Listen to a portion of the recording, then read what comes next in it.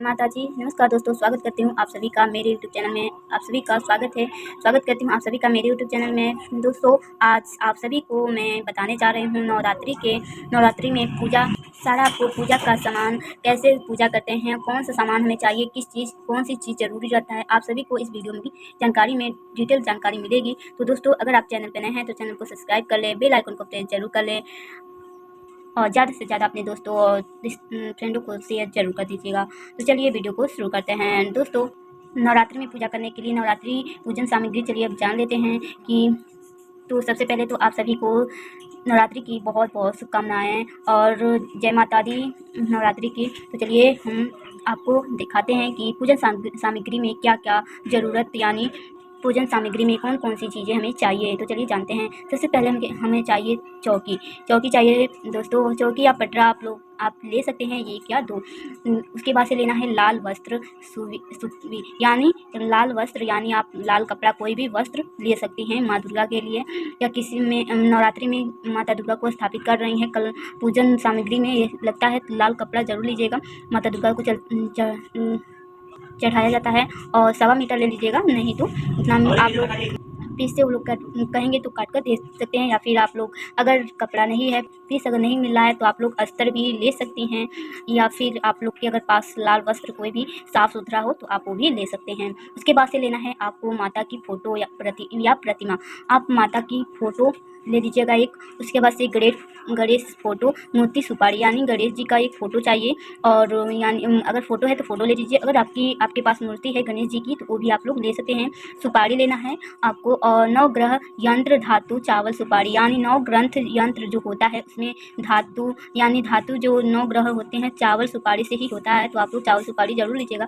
लाल चुनरी एक लेना है, 1 या 2 आप ले सकते हैं। पंचामृत लेना है आपको, विग्रह स्थान प्रथम दिन दूध से आपको यानी पंचामृत आप हैं जल से दूध से स्नान करा सकते हैं दूध से। उसके बाद से आपको लेना है श्रृंगार सामग्री 16 या 7 या 5 आपको 16 सामग्री लेना है, यानी श्रृंगार माता दुर्गा के लिए जो श्रृंगार की सामानें होती हैं आपको जितना अगर आपके पास हो उतना ले सकते हैं। 16 या 7 या 5 इनमें से कोई भी आप ले सकते हैं, क्योंकि हम ना 10 ले सकते हैं ना तो हमें ऐसे नहीं लेना है। आपको मैं बता दूँ 16 या 7 या 5 ऐसे ही आपको लेना है माता दुर्गा के लिए श्रृंगार की सामग्री। और उसके बाद से आपको लेना है एक कलश, घटना स्थापना कर सामग्री यानी घटना सामग्री स्थापना करना है। ये स्थापना करने के लिए हमें एक कलश या लोटा या जो धातु यानी जो मिट्टी का जो बर्तन होता है वो उसे कलश कहते हैं, उसे वो भी ले सकते हैं। या फिर अगर आपके पास लोटा है तो उसे भी कलश के तरह वैसे ऊपर से जो आम का पत्ता जो रहता है उस पर डालते हैं कलश स्थापित करने के लिए। तो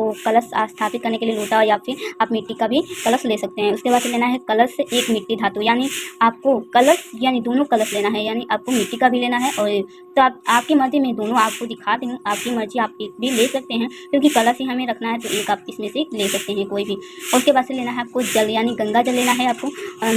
उसके बाद से आपको लेना है आम अशोक पान के पत्ते, यानी आप आम के भी पत्ते ले सकते हैं, अशोक के भी पत्ते ले सकते हैं और पान के भी पत्ते ले सकते हैं। यानी जो कलश में हम लोग डालते हैं जो पत्ता, तो आप लोग आम का पत्ता भी ले सकते हैं या फिर अशोक का पत्ता अगर आपके पास है तो भी ले लीजिए, क्योंकि इंपॉर्टेंस ज़्यादातर आम के पत्ते का ही होता है। तो आप लोग आम के पत्ते को ज़्यादातर लीजिएगा, कोशिश कीजिएगा। तो आम का पत्ता ही बहुत ही महत्वपूर्ण होता है, तो आप लोग इसमें से जो भी अगर आपको मिल जाए वो आप ले सकते हैं। उसके बाद से आपको लेना है लौंग, एक इलायची, एक सिक्का और एक सुपारी, हल्दी गांठ। यानी आपको एक लौंग लेना है, एक इलायची, एक सिक्का, एक सुपारी और हल्दी का एक गांठ। ये 5-6 चीज़ें आपको ध्यान रखना है कि कितना 1 2 3 4 5 यानी 5 चीज़ें आपको एक कलश में डालना है। उसके बाद से आपको पत्ते डालकर आपको उसमें कलश रखना है। मैंने ये जो बताई हूँ ये सारी चीज़ें कलश में डालना है, एक लौंग, एक इलायची, एक सिक्का, एक सुपारी, एक हल्दी का गांठ। ये तो आप लोग जान गए कि कलश में क्या डालना है और हमें क्या नहीं। और उसके बाद से आपको रखना है अक्षत पुष्प यानी फूल, सर्व औषधि यानी जो हम औषधि आता है ये उसे हम मधु भी कहते हैं, तो औषधि भी आप लोग ले लीजिएगा उसमें डालने के लिए। और उसके बाद से आपको लेना है एक नारियल लेना है, 1 या 2 नारियल, पानी वाला नारियल लीजिएगा। उसके बाद से आपको लेना है पूरे पात्र करने यानी कोई दान पात्र यानी जितने आपको दान करना है पूरे पात्र वो ले लीजिएगा। और पूरे पात्र आप लोग पूछ सकते हैं कि ये पूरे पात्र दुकान पे मिल जाएगा, तो आप लोग ये जरूर लीजिएगा। एक पूरे पात्र लेना है। उसके बाद से अक्षत लेना है 1 केजी यानी चावल। अक्षत यानी चावल ज़्यादातर लगता है नवरात्रि में, पूजन सामग्री में चावल ज़्यादातर कई जगह हमें लगता है रखने के लिए, कुछ बनाने के लिए, तो हमें चावल बहुत ही ज़रूरी होता है। तो 1 या 2 केजी आप ले सकते हैं। या सफ़ेद चावल लीजिएगा, जो आप लोग कहेंगे दुकान पे कि पूजा वाला हमें अच्छा चाहिए, यानी चावल चाहिए पूजा वाला, तो वो साफ़ सुथरा यानी सफ़ेद चावल वो लोग देंगे और बहुत ही अच्छा रहता है। तो आप लोग दुकान से ही लाइएगा, क्योंकि घर से जो हमें जूठा हो जाता है या फिर घर का अच्छा नहीं रहता है, तो आप लोग ये सफ़ेद चावल ले लीजिएगा। उसके बाद से आपको लेना है ज्वार उगाने की सामग्री। अब हमें लेना है ज्वार उगाने की सामग्री। तो ज्वार उगाने में या बहुत लोग ज्वार उगाते हैं, तो चलिए उसका सामग्री हम जान लेते हैं कि जौ उगाने में क्या क्या चीज़ें लगती हैं। जौ उगाने में 100 ग्राम गेहूँ हमें लेना है और पात्र मिट्टी या धातु, यानी मिट्टी का धातु में हमें ये जौ उगाना है। तो एक पात्र लेना है मिट्टी का और उसके बाद से मिट्टी शुद्ध स्वच्छ, यानी मिट्टी शुद्ध यानी जो मिट्टी रहता है वो हम लोग मिट्टी एकदम साफ़ सुथरा लेंगे।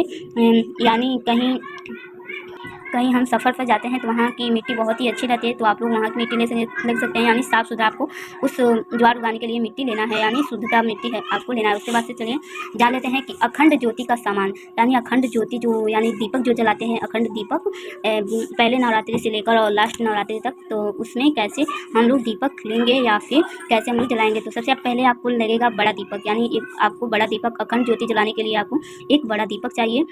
एक लगेगा तो आपको बहुत देर तक ये दीपक जलेगी, तो आप लोग बड़ा सा आप एक दीपक ले लीजिएगा। उसके बाद से आपको लेना है बड़ी एक लंबी बाती, यानी जो बाती रहता है दीपक जलाने के लिए मार्केट में मिल जाएगी, जिसे हम कहते हैं रुई, तो वो ले सकते हैं। बड़ा वाला भी रुई आता है, वो बहुत देर तक जलती है, तो आप ले सकते हैं। उसके बाद से आपको लेना है देसी घी या तिल के तेल। आप लोग देसी घी में भी जला सकते हैं अखंड ज्योति, या तिल के तेल अगर आपके पास है तो तिल के तेल में भी जला सकते हैं, क्योंकि सबसे ज़्यादा ज़रूरत घी में ही होता है और हमें घी बहुत जगह ज़रूरत पड़ता है। तो आप लोग घी ले लीजिएगा, क्योंकि हवन में भी लगता है घी, तो आप लोग घी में ही जला सकते हैं। 1 केजी घी में जला सकते हैं अखंड ज्योति। उसके बाद से आपको लेना है 7 या लगभग 11 आपको ले लेना है। उसके बाद से अष्टदल लेना है, अष्टदल कमल के चावल। अष्टदल यानी जो आप लोग दुकान पे मिल जाएगा आसानी तरीके से, आप लोग किराने की दुकान पे जाइएगा तो अष्टदल कह के ले लीजिएगा, वो लोग दे देंगे। उसके बाद से चावल लेना है कमल। और उसके बाद से चलिए जान लेते हैं कि पूजन सामग्री में क्या क्या लगेगा। पूजन सामग्री में हमें धूप बत्ती 1 पैकेट लेना है। धूप बत्ती, क्योंकि अगरबत्ती का इस्तेमाल नहीं करना है हमें, क्योंकि हमेशा पूजा सामग्री में हमें धूप बत्ती ही जलाना चाहिए, तो हमें एक धूप बत्ती लेना है 1 पैकेट। उसके बाद से अक्षत लेना है, रोली लेना है, चंदन लेना है, कुमकुम लेना है, चौरंग लेना है। चौरंगा जिसे हम वो लोग देते हैं, मिही रहता है, वो आप ले सकते हैं, कुमकुम चौरंगा। उसके बाद जनेऊ लेना है, तो जनेऊ आप लोग इसे रक्षा सूत्र आता है, तो आप रक्षा सूत्र का जनेऊ 3 या 4 बना लेना है आपको। कच्चा सूत्र जिसे हम कहते हैं, तो आप लोग 3 या 4 जनेऊ बना लीजिएगा, क्योंकि उस यहाँ गणेश जी रहते हैं और जितने भी देवी देवता रहते हैं ना हमें लगता है, तो आप लोग 3 या 4 जनेऊ ले लीजिएगा। उसके बाद से आपको लेना है कलावा या मौली, यानी 1 पैकेट ले लीजिएगा, उसमें बहुत सारा बन जाएगा। और आप लोग वही जो जनेऊ में बताई थी कलावा मौली, उसे हम कहते हैं रक्षा सूत्र। उसके बाद से आपको लेना है शहद, इलायची 11 या 15 ले सकते हैं, शहद लेना है। उसके बाद इलायची 11 या 15 लेना है। उसके बाद से इत्र आता है, छोटा डिब्बी आता है वहाँ का इत्र का, तो आप इत्र भी ले सकते हैं। उसके बाद से लेना है कमल गट्टे भी वो दुकान पे ही मिलेगा। उसके बाद से खड़ा हल्दी लेना है आपको। खड़ा हल्दी 16 या 15 गांठ, जो गांठ रहता है वो गांठ वाला हल्दी लीजिएगा, खड़ा हल्दी, तो आप 16 या 15 ले सकते हैं। उसके बाद से कपूर लेना है। कपूर आपको 50 ग्राम लेना है।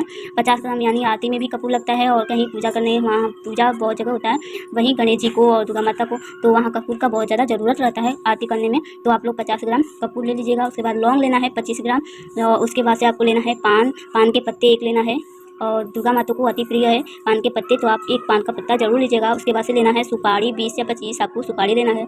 उसके बाद से लेना है पुष्प, यानी कोई भी लाल गुड़हल का फूल या गुलाब का फूल आप लोग ले सकते हैं।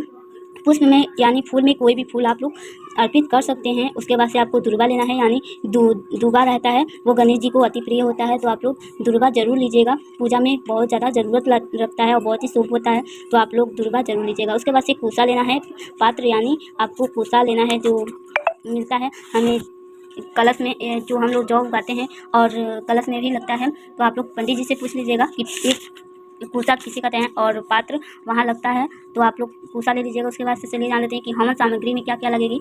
हम लोग हवन करते हैं तो उसमें क्या क्या चीज़ें लगती हैं। उसके बाद से आपको लेना है पात्र मिट्टी धातु यानी पात्र मिट्टी का कोई भी पात्र लेना है धातु पूजन सामग्री के हवन सामग्री के लिए गाय के गोबर के कुबले गट्टे यानी गाय की गोबर लेना है आपको। और उसके बाद से लेना है आम की लकड़ी नवग्रह सामग्री यानी आम की लकड़ी यानी हवन के लिए हमें लकड़ी चाहिए तो हमें आम की लकड़ी चाहिए। उसके बाद लेना है घी आपको, तो आपको बताई थी कि घी आपको ज़्यादा ज़रूरत पड़ेगी क्योंकि हवन में भी लगता है और दीपक जलाएंगे भी तभी, और दीपक भी जलाते हैं तो उसमें बहुत ज़्यादा लगता है, तो आपको घी की बहुत ज़रूरत होती है, तो आपको घी जरूर लीजिएगा। उसके बाद पूरे आहुति यानी जायफल सुपारी जौ तिल कमल गट्टा और लौंग बतासे से हवन यानी आप लोग जितने भी ये सामानें हैं ये सारी हवन की सामग्री है, तो ये लोग आप लोग जरूर लीजिएगा क्योंकि जौ भी लगता है तिल भी लगता है और हवन सामग्री में कमल गट्टा लगता है लौंग लगता है बतासे लगते हैं, उसमें सारे हवन सामग्री में डलाता है ये, तो आप लोग ये ले लीजिएगा। उसके बाद से भोग प्रसाद यानी भोग प्रसाद जानते हैं कि माता दुर्गा को भोग प्रसाद में क्या क्या हमें चाहिए। लौंग बतासे चाहिए, आप लोग पावर ले लीजिएगा यानी 200 ग्राम। पंचमेवा ले लीजिएगा, पंचमेवा जो दुकान पे मिलता है वो ले लीजिएगा। पंचमेवा 100 ग्राम आपको लेना है पंचमेवा। मिश्री लेना है, मिश्री भी ले सकते हैं मिठाई भी ले सकते हैं, तो आप लोग ये दोनों में से एक को ले सकते हैं। नवरात्रि के दिन अनुसार विशेष भोग जान लेते हैं कि उस दिन नवरात्रि में हमें विशेष भोग क्या क्या हमें लगाना चाहिए दुर्गा माता को और क्या क्या हमें ज़रूरत रहता है। सबसे अति प्रिय नवरात्रि में हमें दुर्गा माता को कौन कौन सा फल हमें चाहिए, बहुत ही प्रिय होता है दुर्गा माता के लिए। तो चलिए ये सबसे पहले मौसमी फल यानी मौसमी जो आता है, मौसमी ये छोटा छोटा संतरे के जैसे रहते हैं, मौसमी का फल जो थोड़ा हरा हरा रहता है वही मौसमी है, तो आप लोग मौसमी भी चढ़ा सकते हैं। अनार विशेष तरह की होती है क्योंकि दुर्गा माता को अनार बहुत ही प्रिय होता है, तो आप लोग अनार ले लीजिएगा। उसके बाद तरबूज लेना है, पान लेना है, लौंग लेना है, इलायची लेना है, सुपारी लेना है, बतासा लेना है, मीठा पान लेना है, मुँह शुद्धि करने के लिए, तो मीठा पान जरूर लीजिएगा।